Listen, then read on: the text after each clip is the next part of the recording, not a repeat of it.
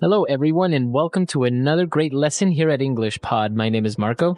My name is Catherine, and today we've got an upper intermediate level lesson for you all. That's right. We're going to talk a little bit about business, and specifically, we are in a business meeting where we're trying to sell something to someone. That's right. So you're going to hear a lot of talk about chocolate, or in this case, gourmet bonbons. Gourmet bonbons. Bonbons is another word for chocolate candies or candies. Okay, so a bonbon is kind of like round usually, right? Usually, yes. Okay. All right, so let's get started and listen to today's dialogue. We'll be back in a moment.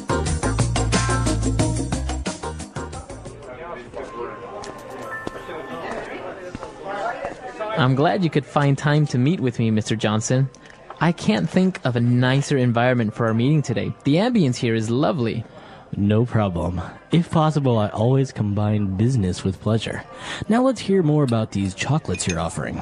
Well, as you know, I have recently become the sole distributor for Granger's Gourmet Bonbons here in the United States. They're a new manufacturer and are looking to break into the luxury market. Naturally, your restaurant sprang into my mind immediately. I think your brand exemplifies many of the same traits as Granger's, and serving these chocolates would really add to your reputation for providing elegant, luxurious, first-class dining. Sounds interesting. Gourmet chocolates. Where are they produced? Belgium? Actually, the factory is located in Scotland. Really? I didn't think they were known for their luxury chocolate production. That's what makes this such a fantastic opportunity. The government is 100% supportive of creating new export markets and has guaranteed a low tariff for all wholesale orders of over 1,000 units. They've also reduced the red tape involved at customs as well. Here, I brought these especially for you. Try one. Oh, thanks. Creamy texture. Very smooth. Unique, aren't they? I bet you've never tasted anything like it. Quality is assured as I personally visit the factory to make sure no one's cutting corners with the ingredients. Only the crème de la crème make it through inspection. Yes, very interesting flavors. Slightly spicy. Very unique, that's for sure. Exactly what are the ingredients? I have it on highest authority that this traditional secret recipe has been handed down in the Granger family for generations. I'm sure you can keep a secret. Buttermilk, cacao beans, sugar, and haggis. Haggis. What's haggis? It's a traditional Scottish delicacy. You take sheep's liver, heart, and lung and stuff it inside the sheep's stomach. I'll get back to you. Mr. Johnson? Mr. Johnson!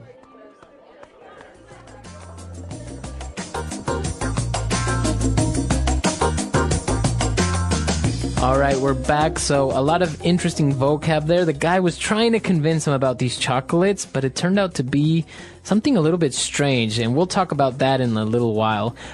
Before we get into that, why don't we take a look at 7 key words that we have prepared for you today on Language Takeaway.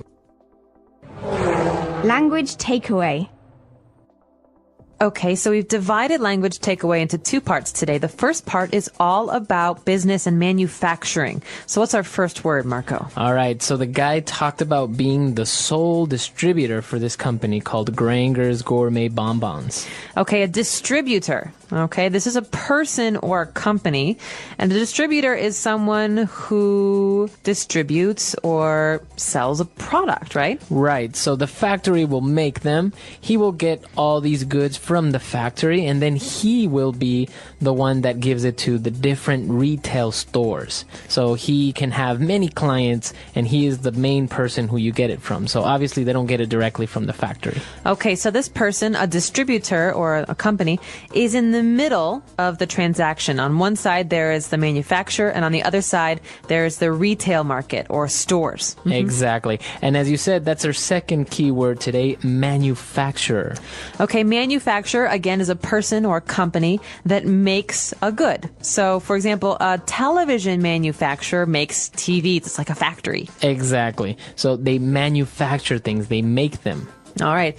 So we've got distributors who are moving goods. We have manufacturers who are making them. But what happens when we want to move a good out of a country? Okay, so that is our third word for today. Usually in customs, we have to pay a tariff for these goods, or a tax. Okay, so a tariff is a special kind of tax that you pay when you are trying to export or send outside of your country goods that you've made in that country. So, for example, if I make 100 TVs in America, but I want to sell these TVs to someone in Mexico, I have to pay a tariff. I have to pay like $10 to the government. That's right. That allows me to send these out of the country. That's right. So that is a tariff. And now when he was talking about tariffs and how the government is reducing the tariffs in order to motivate business, he talked about also that the government is reducing or cutting the red tape. Okay, so he says, listen, they've also reduced the red tape involved at customs. So this means that before they were encountering some problems at customs, because customs, you know, there's a lot of paperwork, there's a lot of taxes, there's a lot of information you have to provide.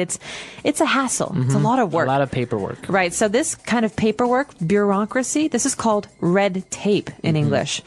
For example, I would love to get a visa for my foreign husband, but there's a lot of red tape. There's a lot of work that we have to do. There's a lot of bureaucratic processes that you have to do. All right. So red tape, this means a lot of paperwork, a lot of work that you have to do. Okay. So those are our key words that are related to business. Now let's move on to a couple of different adjectives. The first one, when he talked about chocolates, he said elegant. He said that something is elegant. Okay, elegant. This is a great adjective. You're going to see this on a lot of luxury brand items. Elegance means something is elegant if it is classy, if it looks really good and rich, or you could say that dress is very elegant, that mink coat is very elegant. Okay. This is a positive thing. So something that looks kind of expensive at times as well. Yeah, that's right. Another word that means looking expensive or elegant is luxurious. Okay, so luxurious comes from the noun luxury. That's right. Luxury, luxurious. So we can say that the executive suites at this hotel are very luxurious. They have a jacuzzi, a king-size bed, expensive silk sheets. All right, the best quality materials. So you can say that elegant and luxurious kind of go hand in hand. That's right. Although elegant you usually say about someone or their clothing, or even a car, but luxurious is more like Object. a place or an object. Okay. Good. And then we have one final word that also describes something that is very rare or very good and rich, a delicacy. Yeah, actually, this one is a noun. It's a thing. So we can say that this is a Scottish delicacy, or what are the delicacies in your country? So delicacy is something that's special. Okay. So, for example, you've told me that in Ecuador there are some interesting food delicacies. Delicacies? Little animals. Yeah, for example, guinea pigs. Well, they're not really a delicacy, although kind of, because guinea pigs are expensive comparatively to chickens, for example. So it is considered to be something that you only eat on special occasions. Right. And in East Asia, many people consider shark's fin soup to be a delicacy. Right. It's a special dish. So we can say that it's usually about food, and it's rare, something that's rare or special, or also can be very expensive. That's right, a delicacy. Okay, so a lot of great, interesting words on language takeaway. Why don't we move on now to Fluency Builder? Fluency Builder. This first phrase is actually something I try to do as often as possible, but it's usually very difficult. I combine business with pleasure. Right, to combine business with pleasure. Now, this is a whole phrase, and this talks about doing business, but at the same time, doing it in a fun way or an interesting way. Right. So pleasure here means something that is fun or entertainment even. So, for example, going out to dinner with your company is a way to combine business with pleasure. All right. Or meeting a client at a bar is combining business with pleasure. So you're Right. combining things that are fun and things that are work related. Right, because you can have a business meeting in a boardroom or in a business or in a meeting room, but if you have the same business meeting at a bar where you're talking and laughing, but also at the same time talking business, then you're combining business with pleasure. That's right. And now for our second phrase, it's more about cheating, right? Somebody that is cheating or maybe not doing things correctly, they are cutting corners. That's right. So cutting corners is another way to say cheating. For example, I've seen students cutting corners with their studies. You think about cutting corners, it means that you're not going the long way. You're Right. you're cheating by going the shorter way. You're taking a shortcut. Taking a shortcut. So, for example, instead of studying for that final test in math, some people write the formulas on their hands. Right. This is a way to cut corners. Instead of studying, you actually cheat by putting it on your hand, making it easier. So to cut corners is to cheat or to try to take the shortcut, but it kind of has a negative connotation, right? Oh, definitely. So most people will say, don't cut corners. In the end, it's not worth it. Right. And for our final phrase, we have one that it's in French. So this one is in French, but it's also a very common English phrase. That's why we're going to teach it to you. The crème de la crème. Okay. So literally in translated from French, that means the cream of the cream. Right. But in English, we would say that it's the best of the best. The best of the The best. very top. So that's what this phrase means. The best of the best. The very top. The most excellent. So you could say, Harvard University attracts the crème de la crème of American high school students. Okay, so the very best of American high school students. All right, so that phrase, it's in French, but you can say it in English, right? Like should. fiancé, for example. Fiancé, crème de la crème. These are all words that we've stolen from Right. French and we use in English. So don't worry about how you pronounce it. In English, we just say crème de la crème. Okay, so why don't we listen to this dialogue for the last time, and we'll be back in just a bit.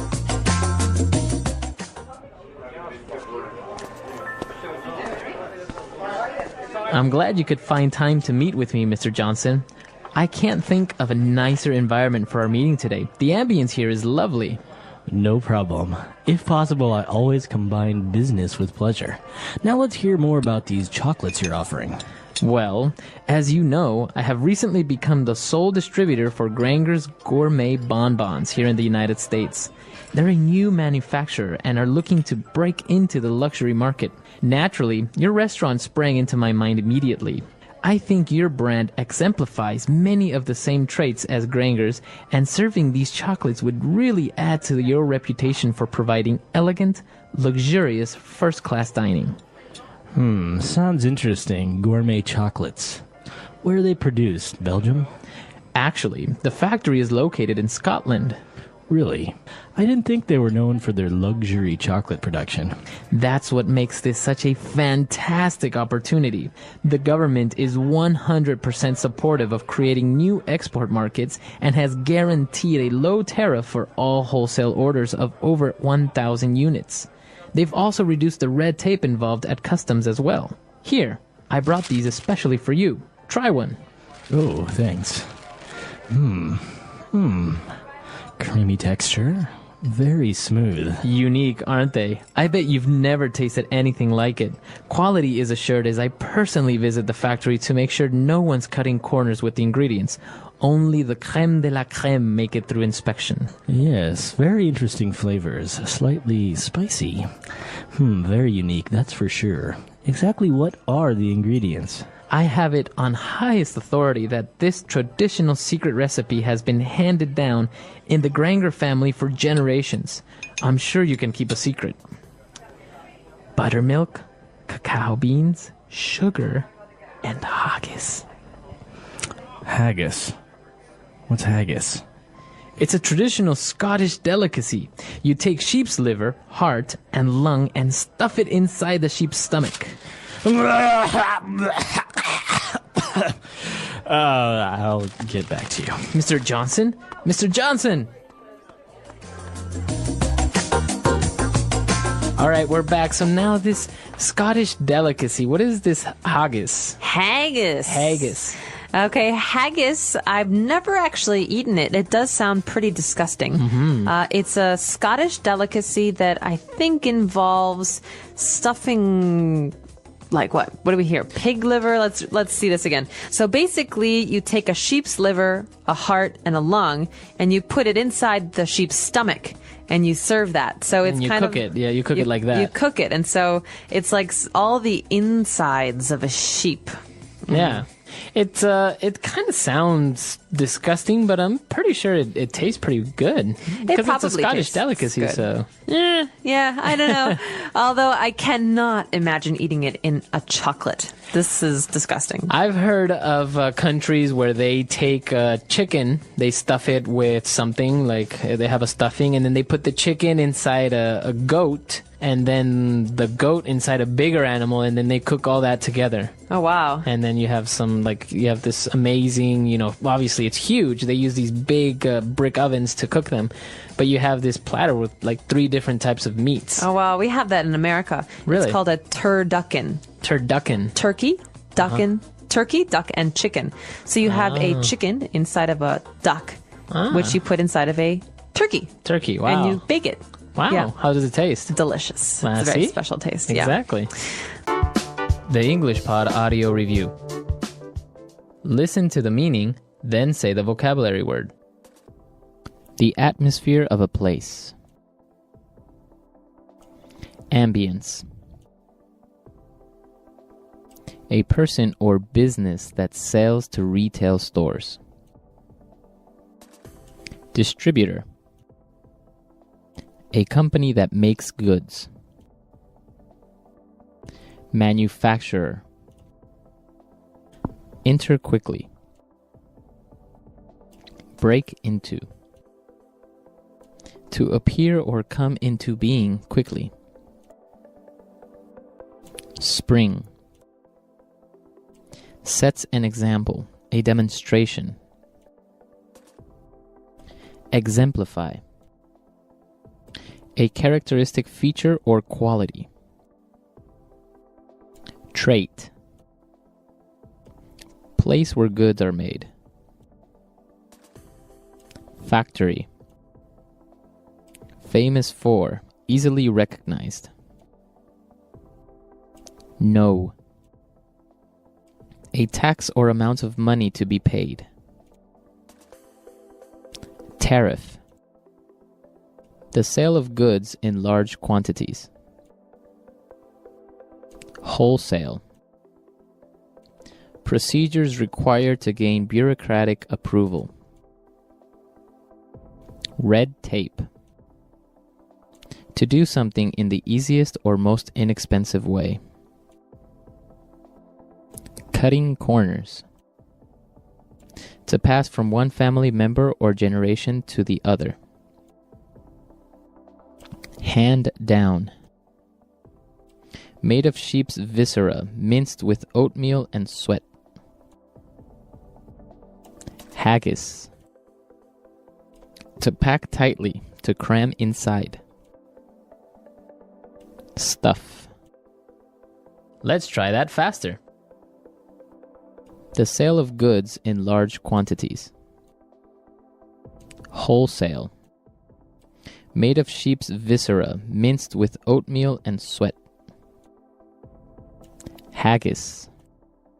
Famous for, easily recognized. No. Place where goods are made. Factory. Sets an example, a demonstration. Exemplify. Enter quickly. Break into. To pass from one family member or generation to the other. Hand down. A person or business that sells to retail stores. Distributor. A tax or amount of money to be paid. Tariff. To pack tightly, to cram inside. Stuff. To appear or come into being quickly. Spring. A company that makes goods. Manufacturer. To do something in the easiest or most inexpensive way. Cutting corners. Procedures required to gain bureaucratic approval. Red tape.